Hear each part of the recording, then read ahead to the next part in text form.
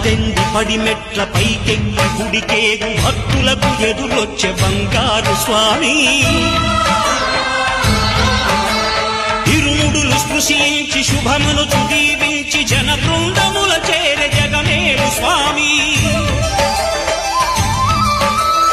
తన భక్తులనరించు తప్పులకు తడబడి ఒక పక్క ఒరిగెన ఓంకారమూర్తి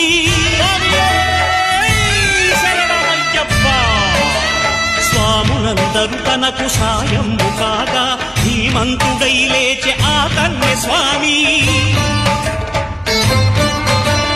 పట్టబంధము వీడి భక్తతతికై